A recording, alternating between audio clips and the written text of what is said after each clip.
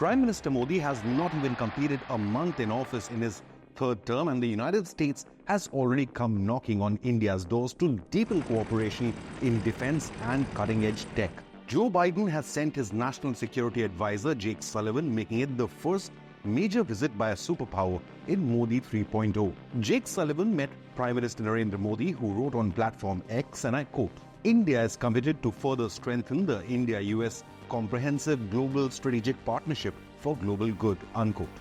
The current visit by Biden's national security advisor has an overarching aim of high-level engagement on key issues ranging from military cooperation, including fighter jet engines and armed drones and armored vehicles, to new partnership in semiconductor industry and new supply chain independent of China. A special mention, however, was on cutting-edge technologies and new materials. India and US seek to deepen partnership in tech innovations to contain the Chinese PLA threat after Xi Jinping ordered the biggest military buildup in the world since World War II, in what many believe is preparation for a Taiwan invasion, sparking a major global conflict. In the face of this threat, India and US partnership aims to deliver a secure, reliable, and cost-competitive technology solutions for the Indian and American troops, their people, and partners around the world.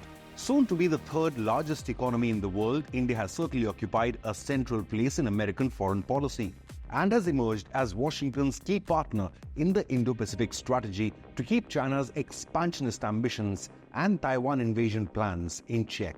As India faces a recent wave of terror attacks from Pakistan-occupied terror groups in Jammu and Kashmir and a simultaneous military infra build-up by China on the other side of the LAC, the threat of a two-front war cannot be ignored by New Delhi, and it is relying on its Quad allies for strategic acquisitions. Jake Sullivan's visit to India also included crucial discussions with India's National Security Advisor Ajit Doval on the 17th of June. Both the NSAs committed to collaborate on ISET, or critical and emerging technologies, along with advanced materials. The two NSAs set the vision for the next chapter of a strategic technology partnership with a focus on co-production, co-development, and R&D, or research and development opportunities. With an eye on China, both the nations are also committed to preventing the leakage or spying of sensitive and dual-use technologies to, quote, countries of concern by co-adopting technology protection toolkits.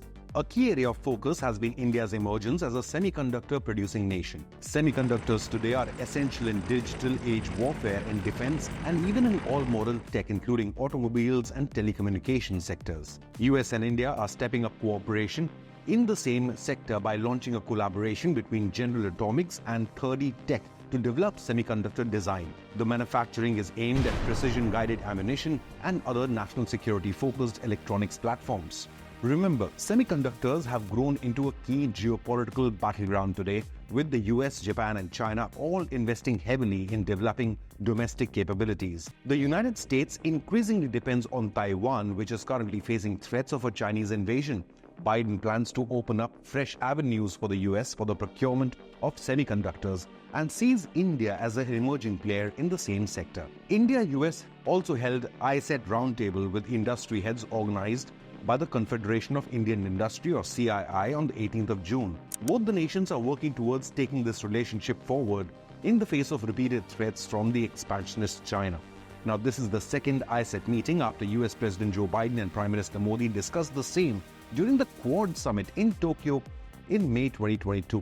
The two superpowers also outlined a roadmap for engagement in joint manufacture of land warfare systems and aircraft. There is expectation of a robust India-US defense industrial partnership now taking shape. India is set to acquire the MQ-9B drone platforms, also known as the eyes and ears of modern warfare, which will boost India's intelligence reconnaissance network in the Indian subcontinent. The $4 billion deal with the United States will give India a fleet of 31 state-of-the-art MQ-9B Sky Guardian drones.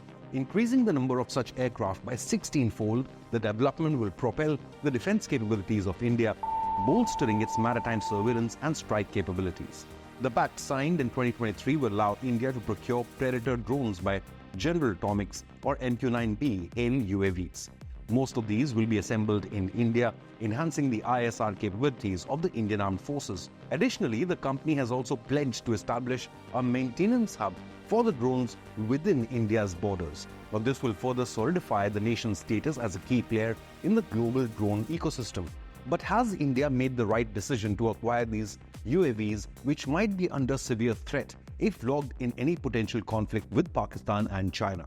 And can the US facilitate India's aim to achieve aerial dominance? Now, since these are unmanned platforms, the benefits far outweigh any potential risks to the Indian Armed Forces.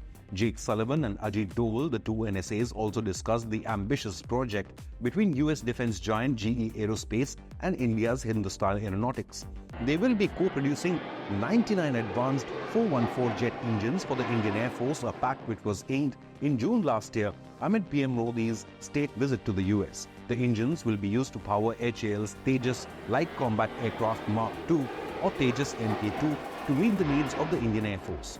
GE's commitment to make fighter jet engines in India is a big deal. It is a huge breakthrough for India's domestic aerospace sector and is set to offer both economic and national security benefits to both India and the United States. The engines have a proven track record of reliability, and GE has delivered over 1,600 similar engines to major global powers. GE 414 engines power jets including the FA-18 Super Hornet and the Saab Gripen NG.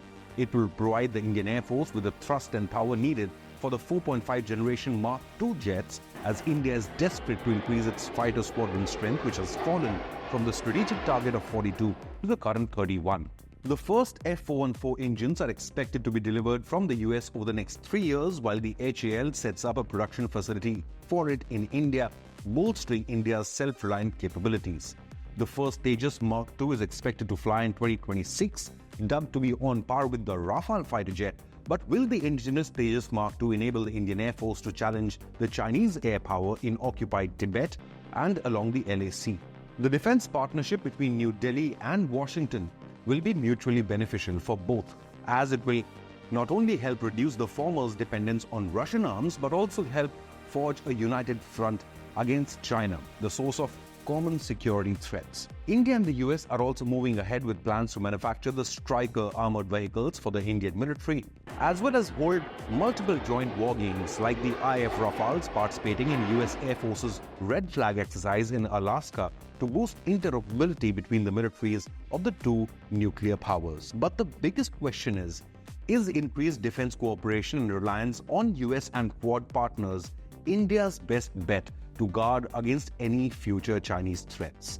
Leave a comment and subscribe to Inconnect News for daily updates on current affairs and geopolitics.